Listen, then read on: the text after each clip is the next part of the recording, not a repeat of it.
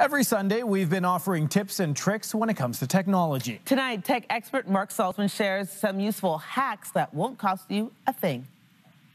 On this segment, we often explore tech hacks, some tips and tricks to getting the most out of your tech that could save you time, money, or aggravation. So let's look at a few more now, beginning with a way to repurpose old things you may have lying around your home, like this cassette tape case that can make for a very effective smartphone holder. Okay, so younger viewers may not know what this is, but an old cassette tape can conveniently prop up your smartphone, regardless of the model, making it ideal for things like video chatting with friends and colleagues. Plus, when you listen to music with it propped up, it amplifies the sound from your smartphone speakers, making it sound much louder.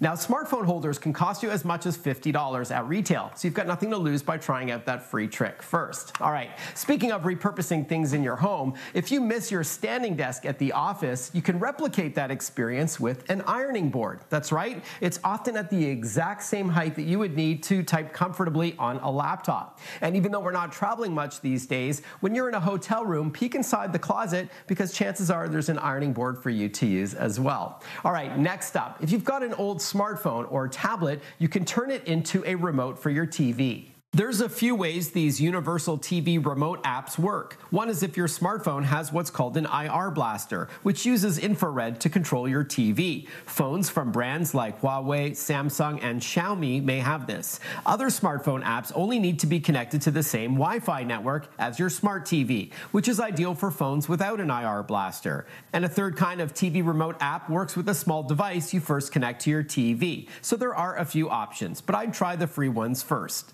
And some TV viewers may enjoy the larger virtual buttons on a tablet version of the app opposed to a small smartphone. All right, speaking of smartphones, next up is a great tip for iPhone users. One of the coolest and little-known keyboard features on iPhone and iPad is to launch a mouse cursor to easily float around the text on the screen. Say, for example, you forgot to add a word in a previous sentence you typed. No worries, all you need is to press and hold on the spacebar, and then swipe your finger or thumb around the screen and let go to drop the cursor in where you want. Super convenient. And finally, speaking of smartphones, regardless of the model you own, should you happen to have a smart speaker like this Google Nest device or an Amazon Alexa product, you can ask to find a missing smartphone at home. Maybe it's stuck between the couch cushions and you can't find it, so you could say something like this, and I will mute the second word so it doesn't activate a speaker you may have at home, but you can say, okay, find my phone.